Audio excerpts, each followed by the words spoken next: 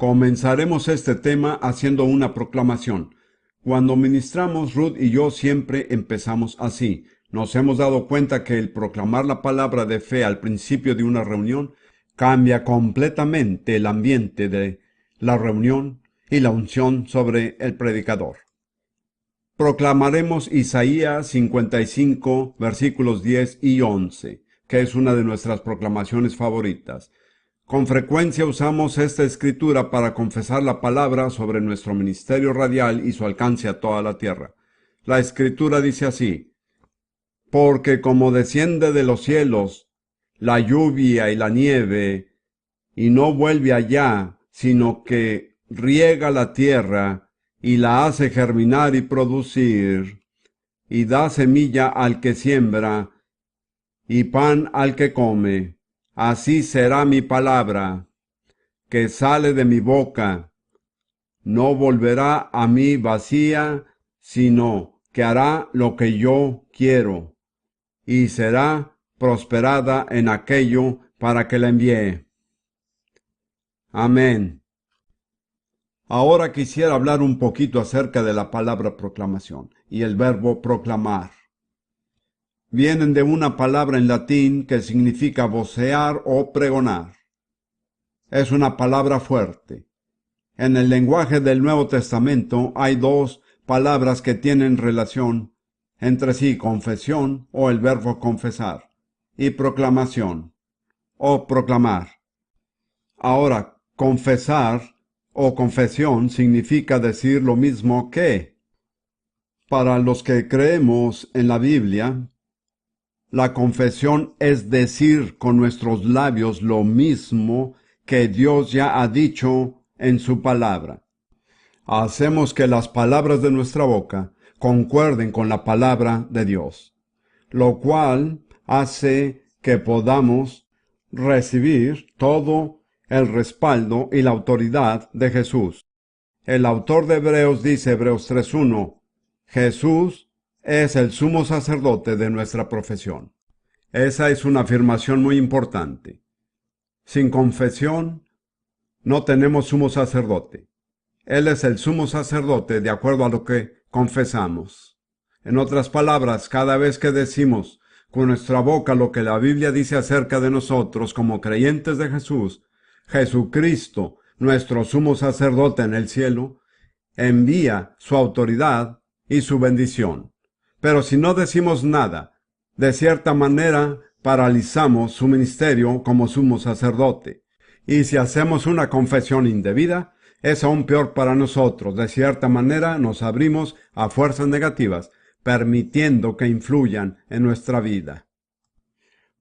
Proclamar es, en realidad, confesar de manera agresiva.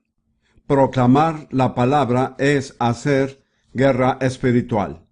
Es enviar la autoridad de la palabra de Dios a cierta situación, ya sea nuestra vida, la vida de la iglesia, la situación política o cualquier otra situación. Hay muchísimas situaciones en las que se necesita liberar el poder de Dios. La proclamación constituye la manera más eficaz de enviar el poder de Dios a una situación, ya sea nuestra propia vida, nuestra familia, nuestra iglesia, nuestra nación o cualquier otra área en nuestra vida. En realidad, la proclamación es la actividad de un heraldo. La palabra heraldo no se usa mucho hoy en día, pero el heraldo era una persona bajo la autoridad de un rey, duque u otro personaje noble, que iba a cierto lugar y hacía una declaración pública de lo que quería o lo que había decidido hacer el gobernante de aquel lugar. Anteriormente, los heraldos solían decir oíd, oíd, y luego hacían la proclamación. Cuando decían oíd, oíd, todos escuchaban atentamente, sabiendo que el que hablaba era el vocero del gobernante. Y en el Nuevo Testamento, sin ser evidente en la mayoría de las traducciones, la palabra que se traduce predicar da a entender la voz de un heraldo. Es una palabra que quiere decir proclamar. Una de mis escrituras favoritas es Mateo 24:14, y será predicado este evangelio del reino, pero preferimos decir y será proclamado en todo el mundo para testimonio a todas las naciones, y entonces vendrá el fin. He sido maestro bíblico durante 50 años, y siempre sentí que mi deber era interpretar la Biblia y explicarla a fin de ayudar a las personas a entenderla. Pero hace unos 12 años el Señor empezó a poner en mi corazón la palabra proclamar. De cierta manera sentí que Él me estaba desafiando a ir más allá de la enseñanza y más bien a proclamar. Y así es como surgió mi ministerio radial de enseñanza bíblica, el cual empezó transmitiéndose por 8 emisoras en los Estados Unidos en 1979, y ahora se transmite en 10 idiomas, teniendo un gran alcance mundial. Es realmente un ministerio de proclamación. El versículo clave que me tocó el corazón fue Mateo 24:14, y será proclamado este evangelio del reino en todo el mundo, para testimonio a todas las naciones, y entonces vendrá el fin. Me di cuenta que el fin no puede venir hasta que no hayamos hecho la obra que nos corresponde como Iglesia de Jesucristo y sus testigos en la tierra, la de proclamar el Evangelio en todo el mundo para testimonio a todas las naciones. Me he dado cuenta del tremendo poder que tiene la palabra de Dios cuando se proclama con fe. Al proclamar la palabra así se producen grandes milagros. Había una mujer en los Estados Unidos que era todo lo que el cristianismo enseña que no debiera ser la mujer. Era marxista, lesbiana, feminista. Lo tomó tan en serio que compraba revólveres para disparar a los hombres. De alguna manera llegó a estar en una pequeña nave en el mar de la China con algunos de sus compañeros de maldad. Se dirigían a su destino para hacer alguna maldad. Parece que se aproximaba una tormenta. Las otras personas le dijeron que bajara la cala y prendiera el radio para ver si oía algunas noticias del tiempo. Prendió el radio y por casualidad oyó mi programa radial de enseñanza bíblica que se transmitía desde Manila, Filipinas, y se salvó en aquel barco. No había podido tomar más de 15 minutos porque ese es el tiempo que dura el programa. Ahora es una persona completamente diferente y comprometida con Cristo como una vez lo estuvo para hacer lo malo. Ese es solo un ejemplo, eso no fue una enseñanza. Yo no estaba dando muchas explicaciones. La proclamación de la palabra hizo su obra. Ahora quiero tomar un ejemplo de la vida de Moisés cuando Dios lo llamó a regresar a Egipto para librar a Israel. Recuerden que Dios se le apareció en la zarza ardiendo. Y luego en Éxodo 4 le dijo, regresa a Egipto para librar a Israel. Moisés había perdido toda la confianza en sí mismo que había tenido a los 40 años. A la edad de 80 no tenía confianza. Y dijo, ¿por qué yo, Señor, no puedo hacerlo? No tengo nada, ¿cómo lo lograría? Y el Señor, siempre tan práctico, le preguntó, ¿qué tienes en la mano? Moisés miró y dijo, una vara. Era el tipo de vara que lleva un pastor de ovejas. Moisés no le encontró nada de particular a su vara. Pero el Señor dijo, échala en tierra. Y al echarla se convirtió en una serpiente. Y Moisés huyó de su propia vara. En otras palabras, aquella vara que tenía en la mano tenía un potencial que él nunca había esperado ni imaginado. Luego el Señor dijo, tómala por la cola. Todo el que maneja culebras sabe que nunca se toman por la cola. Pero Moisés la tomó. Creo que estaba temblando cuando la tomó, y la culebra se volvió vara en su mano. En realidad Dios le estaba diciendo, ahora bien, ve con tu vara, eso es todo lo que necesitarás, puedes hacer toda la obra con esta sola vara. Y si analizamos el resto de esa parte del libro de Éxodo, veremos que toda la liberación de Israel de Egipto se realizó a través de esa vara. Cada vez que Moisés quería que Dios interviniera, extendía su vara y Dios intervenía. El resultado fue que, en un sentido, Moisés le quitó el reinado de Egipto a Faraón mediante el uso que le dio a su vara. Por último, Veamos a los israelitas pasando por las aguas del Mar Rojo. Cuando fue necesario que las aguas se dividieran, Moisés extendió su vara y se dividieron las aguas. Cuando los egipcios trataban de cruzar el Mar Rojo, Moisés extendió su vara y las aguas se volvieron sobre los egipcios y los destruyeron.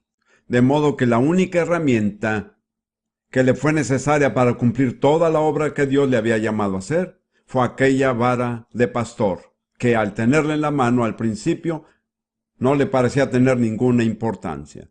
Ahora, si usted es un creyente comprometido que cree en la Biblia, quiero decirle lo siguiente. Usted tiene una vara, ¿sabe lo que es? Es su Biblia. Si tiene aquí una Biblia, quiero que la levante en alto. Y quiero que diga, esta es mi vara. Repítalo conmigo. Esta es mi vara. Con ella puedo hacer todo lo que me dice Dios que haga. Bien, pueden bajar su Biblia. Ahora, lo primero que tenemos que entender de las Escrituras es el poder que tiene la palabra. Tenemos que darnos cuenta de que la Biblia es un libro sobrenatural. Así como la vara de Moisés tiene poder que no pareciera tener a simple vista. Sin embargo, cuando uno empieza a entenderla, en realidad su poder es infinito. Les daré ahora unas cuantas escrituras que muestran el poder que tiene la palabra de Dios. Salmo 33, versículo 6. Por la palabra de Jehová fueron hechos los cielos, y todo el ejército de ellos por el aliento de su boca. La palabra en hebreo es aliento. Es la palabra usual para designar el espíritu ruach.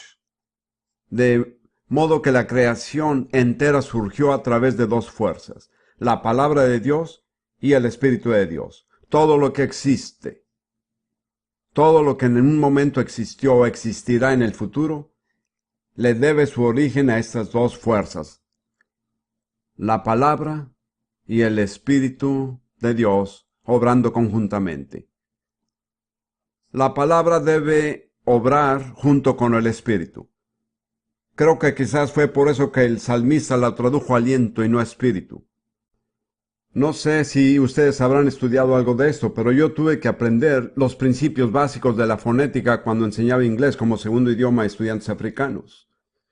Me enteré de algunas cosas interesantes con respecto a las palabras. Las palabras son sencillas, pero al mismo tiempo tienen mucho poder.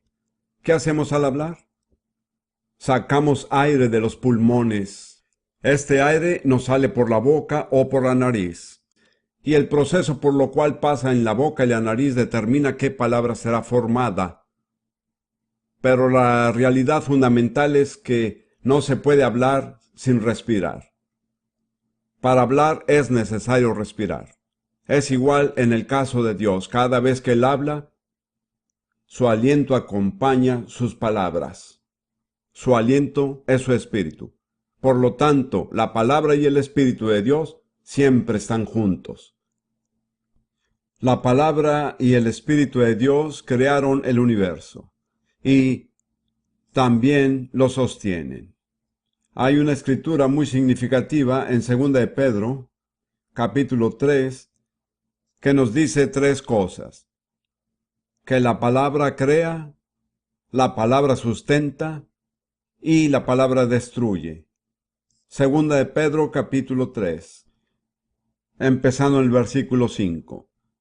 Estos ignoran voluntariamente que en el tiempo antiguo fueron hechos por la palabra de Dios los cielos, y también la tierra que proviene del agua y por el agua subsiste, por lo cual el mundo de entonces pereció anegado en agua, pero los cielos y la tierra que existen ahora están reservados por la misma palabra, guardadas para el fuego en el día del juicio y de la perdición de los hombres impíos. De modo que los cielos y la tierra fueron creados mediante la palabra de Dios. Por la palabra de Dios subsisten y por su palabra, cuando llegue el tiempo que Dios ha fijado, serán destruidos. Por lo tanto, la palabra de Dios crea, sustenta y elimina. A veces cuando veo cómo el hombre está echando a perder este planeta, Me alegro de que la palabra pondrá fin a este desastre. La palabra de Dios creó el universo, la palabra lo sostiene y la palabra terminará con él. Todo eso lo hace Dios por su palabra. Confesemos otra vez la escritura que Rudy y yo confesamos al principio. Isaías 55, 10, 11 señala lo siguiente que acabo de explicar, que la palabra tiene que salir de la boca de Dios. De lo contrario, no tiene ningún efecto. Vamos a ver cómo lo decimos.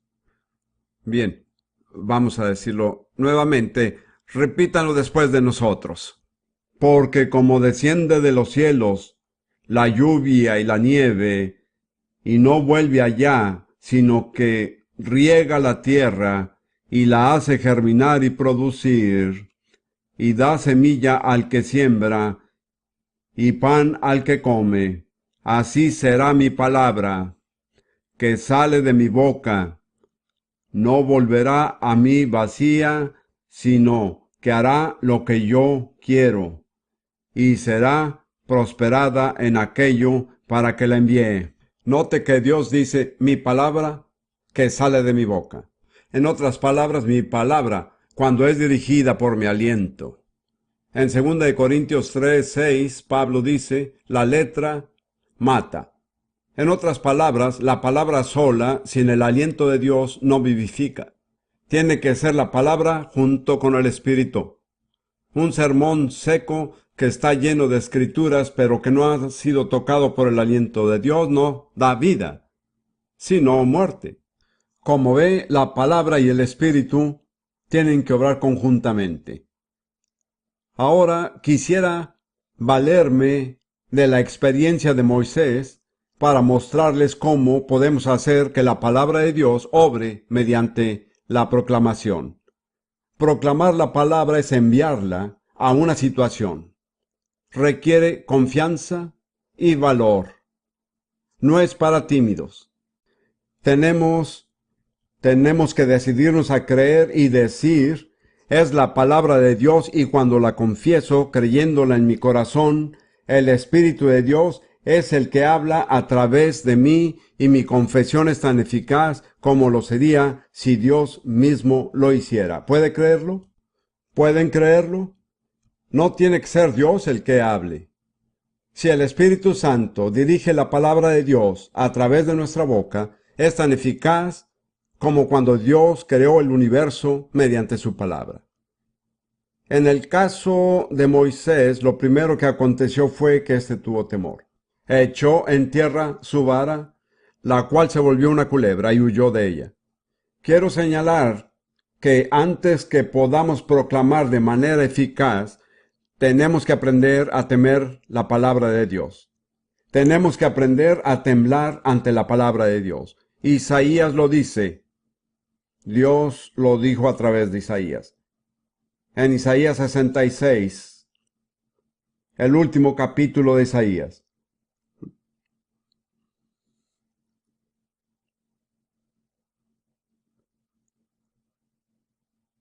Los primeros 2 versículos de Isaías 66. Jehová dijo así: el cielo es mi trono, y la tierra estrado de mis pies. ¿Dónde está la casa que me habráis de edificar? ¿Y dónde el lugar de mi reposo?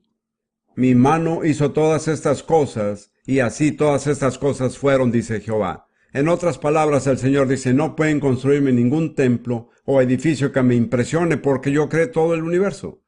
Y luego dice, pero si hay una cosa, una sola cosa que atrae mi favor, una sola cosa, dice lo siguiente, pero miraré a aquel. Otra traducción dice, miraré con aprobación. ¿A quién mirará Dios con aprobación? ¿A quién tomará en cuenta? A aquel que es pobre y humilde de espíritu y que tiembla a mi palabra. De modo que,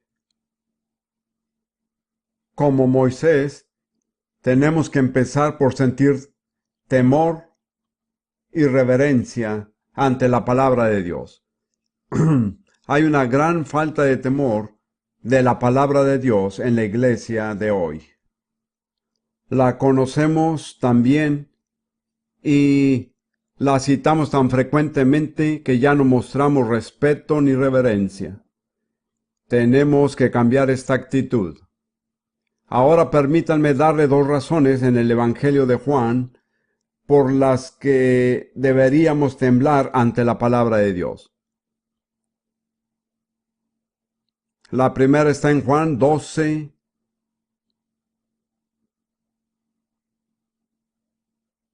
47 y 48.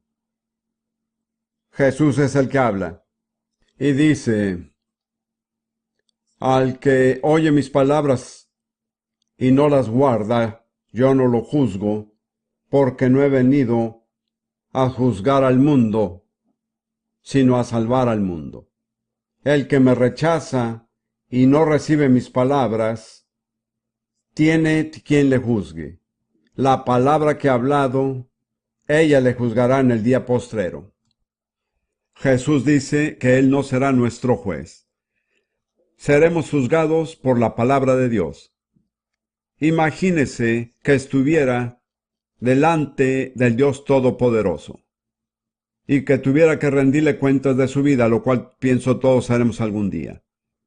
Estaría temblando, estaría muy preocupado. Lo que Jesús dice es que deberíamos de tener la misma actitud hacia la palabra de Dios, ya que es ella la que nos juzgará. Si solo pudiéramos entender que cada vez que abrimos las páginas de esta palabra y la leemos, estamos mirando el libro que algún día nos va a juzgar. Bien, deberíamos temblar. Luego, más adelante, en Juan 14, versículo 23, Jesús hace otra afirmación asombrosa. Dice: el que me ama, mi palabra guardará, y mi Padre le amará, y vendremos a él, y haremos morada con él. Este es uno de los pocos lugares en la Biblia donde se usa el nombre plural al referirse a Dios. Dice: vendremos a él, es decir, el Padre y el Hijo vendrán. ¿Cómo vendrán? ¿Mediante qué? Mediante la palabra. En otras palabras, cuando nos abrimos a la palabra de Dios, si es que lo podemos creer, Dios mismo, el Padre y el Hijo vendrán a nuestra vida para hacer su morada con nosotros. Si de alguna manera, aunque fuera en una visión, usted llegará a ver al Señor Jesucristo entrando a su hogar, se conmovería, sentiría un temor santo, querría postrarse a sus pies.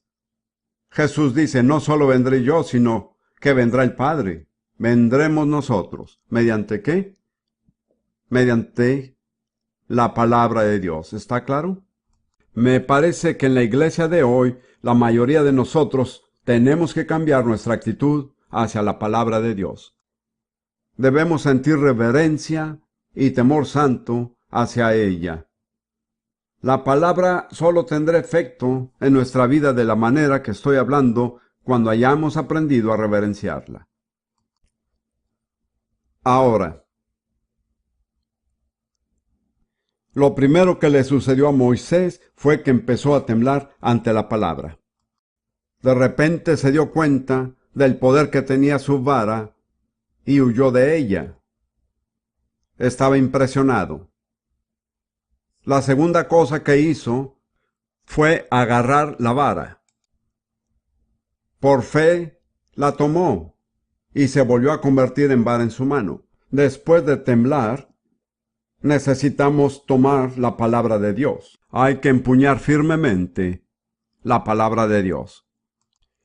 Hay una escritura hacia el final del libro de Salmos que me impresiona mucho. Salmo 149, los últimos versículos.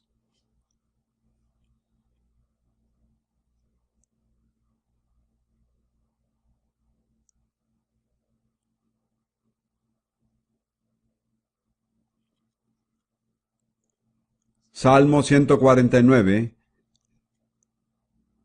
empezando en el versículo 5.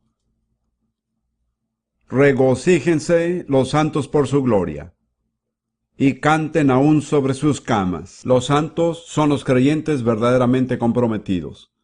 La palabra santo es la palabra hebrea hasid. ¿Cuántos han oído hablar del judaísmo hasídico? Es una forma de judaísmo ortodoxa. La palabra hasid indica una persona que tiembla ante la palabra de Dios, una persona que está comprometida. Regocíjense los santos por su gloria, y canten aún sobre sus camas. Exalten a Dios con sus gargantas y espadas de dos filos en sus manos, para ejecutar venganza entre las naciones y castigo entre los pueblos, para aprisionar a sus reyes con grillos y a sus nobles con cadenas de hierro, para ejecutar en ellos el juicio decretado. Gloria será esto para todos sus santos. Si usted puede creer que es uno de los santos, esta es una serie de afirmaciones asombrosas. Aquí dice que tenemos que tener en la mano la espada de dos filos, que es la palabra de Dios, y exaltar a Dios con nuestra boca, para así ejecutar venganza entre las naciones y castigo entre los pueblos. ¿Puede imaginarse haciendo esto? ¿Sabía usted que esto es algo que Dios tiene para usted? Para aprisionar a sus reyes con grillos y a sus nobles con cadenas de hierro. Me parece que esto se refiere en parte a los principados satánicos que rigen las naciones, pero no solamente ellos. Luego dice en el versículo final, para ejecutar en ellos el juicio decretado. Y dice que será una gloria o un honor para todos sus santos. ¿Ha pensado de esto alguna vez? Dios nos ha dado el privilegio de ejecutar el juicio decretado sobre las naciones. La vida de oración de muchos de nosotros sería diferente si empezáramos a vernos en esa vida. Dice que ejecutemos el juicio decretado o la sentencia escrita. ¿Dónde está escrita la sentencia? ¿Dónde encontramos el juicio decretado? Así es, levántenla en alto. Así es, está aquí. No somos nosotros los que decretamos el juicio. Dios ha decretado el juicio. Pero nosotros tenemos el privilegio de ejecutar el juicio decretado sobre las naciones y sus gobernantes. En otras palabras, tenemos un papel único y decisivo para desempeñar en la historia. ¿Ven qué tan importante es esto? Y la verdad es que muchísimos creyentes ni siquiera han empezado a entender todo lo que Dios ha puesto a nuestro alcance y todo lo que Él espera de nosotros. Quiero enfatizar que nosotros no decretamos los juicios. Encontramos los juicios en la palabra escrita de Dios, pero los ejecutamos nosotros. ¿Cómo los ejecutamos? ¿Mediante qué exactamente? Mediante la proclamación, así es. Hacemos que se cumplan los juicios de Dios ya que están escritos en las Escrituras. Los proclamamos. Somos los heraldos. Nos ponemos de pie en las plazas de este mundo y clamamos, oíd, oíd, y luego anunciamos los decretos de Dios.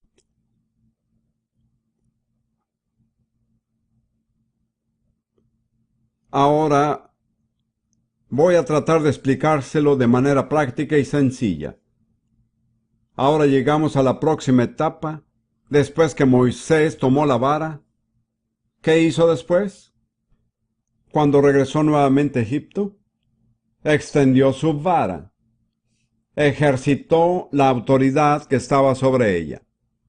Pienso que nosotros tenemos que hacer lo mismo. Necesitamos tomar la palabra escrita de Dios y extenderla en cualquier situación en que se necesite la autoridad de Dios.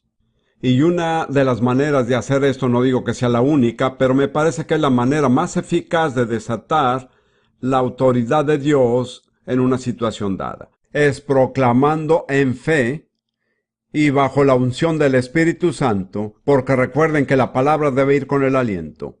Cuando el Espíritu y la palabra trabajan juntos y el aliento de Dios, el Espíritu de Dios dirige la palabra de Dios que sale de nuestra boca, podemos desatar la palabra en una situación dada y tendrá toda la autoridad del Dios Todopoderoso. Dios no descendió de su trono para quitarle la vara a Moisés y decirle, yo lo haré. Me parece que eso es lo que la mayoría de nosotros espera que pase. Dios dice, tú tienes la vara, hazlo tú. El libro de Éxodo se refiere a la vara de Dios. Era la vara de Dios, pero Moisés la sostuvo, Moisés la extendió, Moisés y Aarón la extendieron juntos, no importando quién fuera, Moisés o Aarón. Fue la vara la que hizo la obra. Así que voy a tomar ahora varias situaciones que pudieran darse, empezando con las de mi vida personal y continuando con sucesos nacionales o internacionales. Simplemente les mostraré diferentes maneras en que podemos extender la vara. Ahora bien, voy a pedirle a Ruth que venga otra vez a pararse a mi lado. Todas las proclamaciones que vamos a hacer ahora son proclamaciones que hacemos regularmente en nuestro tiempo devocional. Nuestro tiempo devocional no es siempre un tiempo de quietud. Algunas veces gritamos. Después de todo, proclamar es pregonar en voz alta. No digo que al gritar haya más poder. Todo depende de lo que el Espíritu Santo diga. Probablemente tengamos entre 100 y 200 proclamaciones que hacemos regularmente. Cuando Ruth estaba en peligro de morir, esta era nuestra arma principal. Hemos hecho algunas de esas proclamaciones miles de veces. Tal vez haya tenido muchas influencias negativas en la vida y está acostumbrado a ser pesimista y decirlo una sola vez no cambiará mucho la situación. Hay que seguir diciéndolo hasta pensarlo de esa manera, hasta que reaccione según lo que confesamos cuando surge cualquier situación adversa. Como saben todos, soy británico. Les digo esto a mis compatriotas británicos, así que no temo decírselo a ustedes. Los británicos son muy negativos. Son pesimistas por naturaleza. Yo era el pesimista de los pesimistas. Poco a poco Dios ha ido efectuando en mí un cambio radical. Le ha tomado mucho tiempo. Uno de los hábitos mentales extraños que tengo ha debido originarse en mi niñez. Es que al estar en ciertas situaciones automáticamente empiezo a pensar en todos los posibles percances y problemas que pudieran surgir. En el momento de manejar un auto pienso, ¿qué pasaría si sufriera un accidente? Quizás algunos de ustedes tengan el mismo problema. He usado el arma de la palabra de muchas maneras diferentes, pero hay una escritura que no sé la referencia exacta. Está en Jeremías 29 y el Señor está hablando a Israel y dice, porque yo sé los planes que tengo para vosotros, planes de bienestar y no de calamidad. La versión Reina Valera dice pensamientos de paz y no de mal, para daros un futuro y una esperanza. Por lo tanto, cada vez que veo que estoy empezando a imaginarme que va a acontecer algún desastre, digo, Señor, te doy gracias porque sé los planes que tienes para mí, planes de bienestar y no de calamidad, pensamientos de paz y no de mal, para darme un futuro y una esperanza. Quizá tenga que decirlo varias veces, pero a la larga el pensamiento negativo se disipa y termino tomando una actitud positiva y confiada. No creo que Ruth haya aprendido esta proclamación, ¿no? Yo la diré, no forma parte de nuestro repertorio, pero seguro lo será. El Señor dice, porque yo sé los planes que tengo para vosotros, planes de bienestar y no de calamidad, planes de paz y no de mal, para daros un futuro y una esperanza. Empiece a decir eso cada vez que se suba a su auto. Va a tener un buen viaje. Va a lograr hacer todo lo que se ha propuesto. Su actitud es sumamente importante, afecta la manera en que las personas lo tratan. Si al entrar en una tienda entra con una actitud positiva, le darán lo que necesita. Pero si entra esperando que va a tener problemas o que le van a dar mal servicio o a tratarlo mal, lo más probable es que le suceda eso. ¿Me explico bien? Esto se lo digo de paso, sin costo adicional. Ahora vamos a hacer algunas proclamaciones modelo. Pero antes que nada, recuerden que la palabra tiene que ir acompañada del aliento de Dios. En otras palabras, tiene que ser el Espíritu Santo. En segundo lugar, lo personalizaremos, lo cual me parece Muy buena idea, de modo que donde la Biblia dice, ustedes diremos nosotros. En otras palabras, decimos que se aplica a nuestra vida ahora mismo. Empezaremos con el tema de cómo defendernos cuando somos atacados. Pudiera seguir hablando de ese tema durante toda la reunión, pero estoy cansado de ministrar acerca de las necesidades personales. Hay tantos creyentes que jamás van más allá de sus propias necesidades. Así que voy a hablar brevemente de este tema y luego hablaré del tema de cómo contraatacar en vez de defendernos, atacar. Por lo tanto, imagínese que tiene muchos presentimientos funestos. Siempre está pensando en lo que pasaría si muriera. Hay muchas personas que tienen esta actitud y algunas de ellas están aquí esta noche. Quizás un doctor le haya dicho, como le pasó a Ruth, pues no podemos garantizarle nada. Haremos todo lo posible. Esta es una escritura que hemos debido usar miles de veces. Cuando Ruth estaba postrada en la cama, lo único que hacía era confesar. Salmo 118, 17. No moriré, sino que viviré y contaré las obras del Señor. No moriré, sino que viviré y contaré las obras de Jehová. ¿Quisieran repetirlo? No es difícil memorizarlo. Bien, no moriré, sino que viviré y contaré las obras de Jehová. Otra vez, no moriré, sino que viviré y contaré las obras de Jehová. Ahora, lo que pueden hacer si quieren estar seguros de que tienen valor es volverse a alguien y mirar a esa persona directamente a los ojos y decirle, no moriré, sino que viviré. Esto toma un poco más de lo que los judíos llaman chutzpah, es decir, valor. No moriré, sino que viviré y contaré las obras de Jehová. Amén. Se siente mejor, ¿verdad? Imagínese que empiezan a criticarlo y los predicadores son un blanco especial para ese tipo de ataque. Algunos hasta elevan oraciones en contra de usted. ¿Qué hay que hacer? La solución está en Isaías 54, 17. Si quiere buscarlo en su Biblia, lo vamos a confesar. Lo decimos de una manera bastante particular, pero está basado en esta escritura. Ninguna arma forjada contra nosotros prosperará, y condenaremos toda lengua que se alce contra nosotros en juicio. Esta es nuestra herencia como siervos del Señor, y nuestra justificación viene de ti, oh Señor. ¿Encontraron la escritura? ¿Vieron cómo la personalizamos nosotros? Confesémoslo otra vez. Les diré un secreto. En realidad ya no es secreto. Tarde o temprano lo sabrán todos en todas partes del mundo. Es lo siguiente. Nosotros decimos esto cada noche, antes de acostarnos. Ninguna arma forjada contra nosotros prosperará. Y condenaremos toda lengua que se alce contra nosotros en juicio.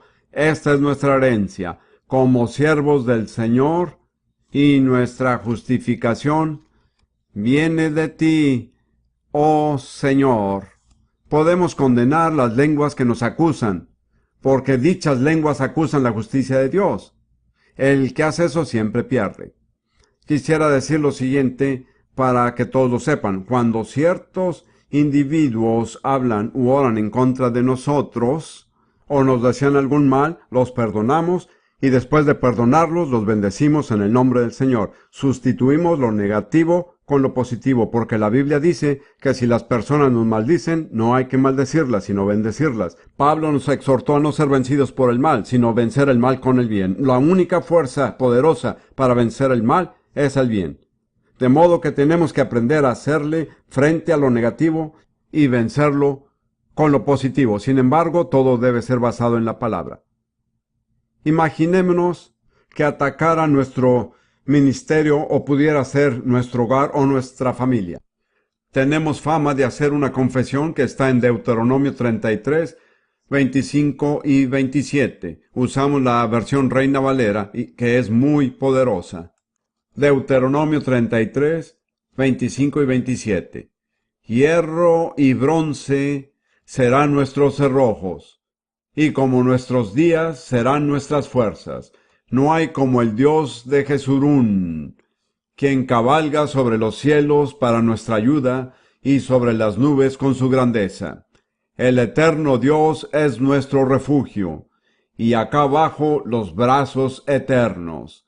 Él echó de delante de nosotros al enemigo y dijo, destruye. Amén. Eso sí que asusta a Satanás, se lo digo. Hemos aprendido que hay que destruirlo. Dios lo echará fuera, pero nosotros tenemos que destruirlo. Hay que poner el pie sobre el cuello del enemigo. No entraremos en detalles al respecto porque es demasiado sangriento. Permítanme señalar que no estamos hablando de seres humanos, sino de fuerzas espirituales en los lugares celestiales. Esos son nuestros enemigos. Así que su pastor no es su enemigo, ni tampoco lo es su esposo. Quizás a veces le parezca que sea así, pero no lo es. Tenemos que aprender que no estamos luchando en contra de seres humanos. Estas armas son muy poderosas, pero se tienen que usar en el contexto apropiado.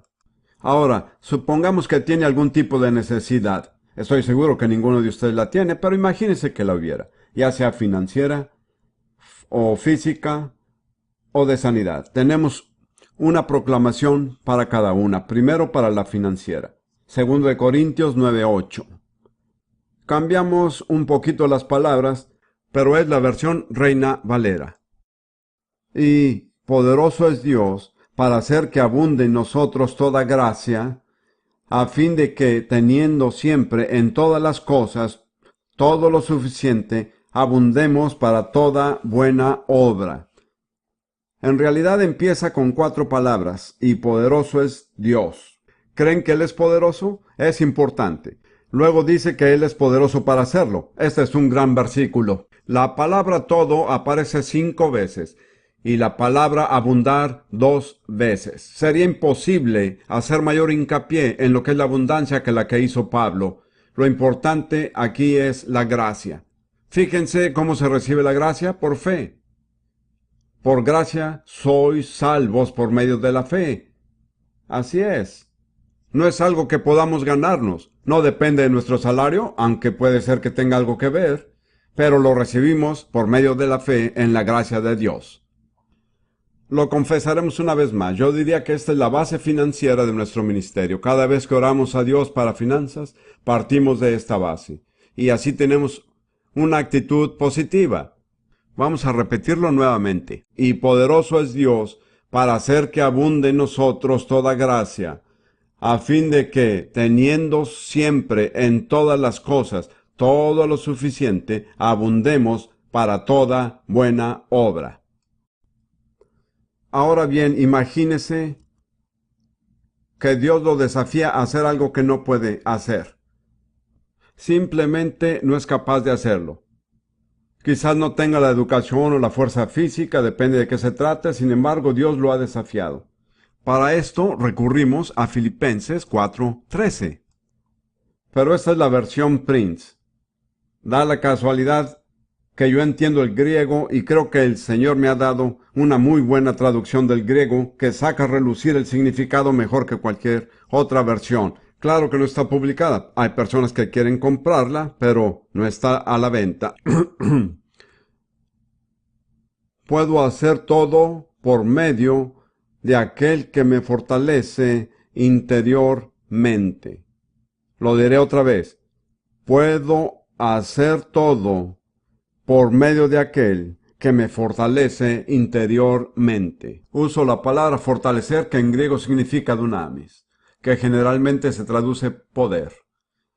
De modo que hay una fuente de poder dentro de nosotros que es desatada cuando proclamamos la palabra.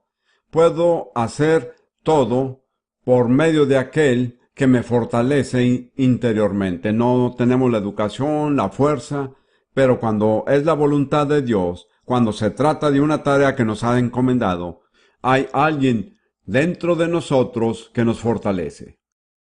Supongamos ahora que el problema es la enfermedad. Una de mis escrituras favoritas es 1 de Pedro 2:24.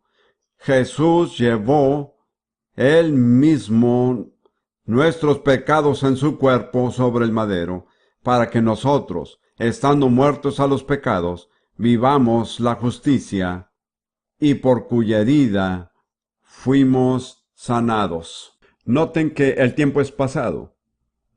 Cuando la Biblia habla de la sanidad como parte de la expiación, nunca usa el tiempo futuro. 700 años antes que viniera Jesús, Isaías dijo, por su llaga fuimos nosotros curados. Después de la expiación, recordando lo acontecido, Pedro dijo, por cuya herida fuisteis sanados. Esto nos da una perspectiva muy diferente. No quiere decir que automáticamente dejemos de estar enfermos, pero sí nos da un fundamento en base al cual podemos hacerle frente a la enfermedad y desafiarla. A veces hay que seguir confesando lo mismo. Simplemente tenemos que decidir qué es más confiable, la palabra de Dios o nuestros síntomas. Entremos ahora a una área de mayor lucha. Hablaremos acerca de intervenir en los acontecimientos nacionales e internacionales. Ruth y yo pasamos mucho tiempo orando por asuntos fuera de nuestras necesidades. Oramos por la situación mundial y el destino de las naciones. He aquí algunas escrituras que los ayudarán y les darán ánimo. Una de mis favoritas, que casi siempre terminamos confesando, es Daniel 2, 20-22 y 4, 34-35. Las primeras palabras las dijo Daniel y las siguientes Nabucodonosor, pero el mensaje es el mismo. Las escrituras son Daniel 2, 20-22 y Daniel 4, 34 y 35. Sea bendito el nombre de Dios de siglos en siglos, porque suyos son el poder y la sabiduría. Él muda los tiempos y las edades, quita reyes y pone reyes. Da la sabiduría a los sabios y la ciencia a los entendidos. Él revela lo profundo y lo escondido. Conoce lo que está en tinieblas, y con él mora la luz, cuyo dominio es sempiterno, y su reino por todas las edades. Todos los habitantes de la tierra son considerados como nada, y él hace según su voluntad en el ejército del cielo y en los habitantes de la tierra. Y no hay quien detenga su mano y le diga, ¿qué haces? Tengan en cuenta que estas palabras las dijo un emperador no creyente. Creo que ya para ese momento ya era creyente. Pero imagínese la tremenda obra que Dios había hecho en la vida de Nabucodonosor. Eso debe convencernos de que Dios puede cambiar a los gobernantes impíos y malvados si nosotros aprendemos a orar. Tenemos dos pasajes de Segunda de Crónicas. Ambas son un solo versículo, las tomamos de la Biblia de las Américas. Ambas son oraciones. De modo que si vamos a orar, digamos, por la situación en Oriente Medio, lo que sea, antes de orar específicamente, hacemos estas dos oraciones porque nos ayudan a empezar. Muy bien, vamos a orar. Segunda de Crónicas 14:11. Señor, no hay nadie más que tú para ayudar en la batalla entre el poderoso y los que no tienen fuerza. Ayúdanos, oh Señor Dios nuestro, porque en ti nos apoyamos y en tu nombre hemos venido contra esta multitud. Oh Señor, tú eres nuestro Dios. No dije la última parte, vamos a confesarlo otra vez. Señor, no hay nadie más que tú para ayudar en la batalla entre el poderoso y los que no tienen fuerza. Ayúdanos, oh Señor Dios nuestro, porque en ti nos apoyamos y en tu nombre hemos venido contra esta multitud. Oh Señor, tú eres nuestro Dios, que no prevalezca hombre alguno contra ti. Y luego Segunda de Crónicas 26. Oh Señor, Dios de nuestros padres, ¿no eres tú Dios en los cielos? ¿Y no gobiernas tú sobre los reinos de las naciones. En tu mano hay poder y fortaleza, y no hay quien pueda resistirte. Amén. Esta es nuestra versión, así es como confesamos. ¿Me entendió? Ahora confesaremos el Salmo 33, 8 a 12. Ahora tenemos que avanzar rápidamente. Al tratarse de la situación mundial, esta es una afirmación sumamente poderosa. Tema a Jehová toda la tierra. Teman delante de él todos los habitantes del mundo, porque él dijo, y fue hecho. Él mandó, y existió. Jehová hace nulo el consejo de las naciones, y frustra las maquinaciones de los pueblos. El consejo de Jehová permanecerá para siempre. Los pensamientos de su corazón por todas las generaciones. Bienaventurada la nación cuyo Dios es Jehová, el pueblo que él escogió como heredad para sí. En otras palabras, ¿quién va a salir airoso de todo esto? La nación cuyo Dios es el Señor. Todos los planes de las naciones, así como de los gobiernos, incluyendo la de las Organizaciones Unidas, no tienen sentido, son contrarios al plan de Dios. Para cerrar, vamos a hacer unas confesiones que se relacionan con el Medio Oriente, que es una de las zonas por las que más oramos. Tal vez ustedes no tengan la misma carga, pero pueden tomar los principios y aplicarlos a su situación. Quiero señalar que el Medio Oriente y el norte de África son sin duda la zona más difícil en el mundo entero de penetrar con el Evangelio. Y hay una razón muy importante. Una razón que saca a relucir el poder de la proclamación. Como saben, de cada mezquita musulmana sale una proclamación 5 veces cada 24 horas que dice que no hay Dios sino Alá y que Mahoma es su profeta. Y por supuesto que Alá no es el Dios de la Biblia. Ahora bien, el calendario musulmán se originó alrededor de 627 AC, de modo que ha estado en vigor por más de 1300 años. Esa proclamación se ha hecho 5 veces cada día desde cada mezquita durante más de 1300 años. Permítame hacer un pequeño cálculo. Si se ha hecho por 1300 años o más, eso equivaldría a 474.500 días. Un número redondo sería, digamos, 500.000 de días. Y se hace 5 veces cada día, lo cual equivale a 2.5 millones de veces que esa proclamación se ha hecho desde cada mezquita.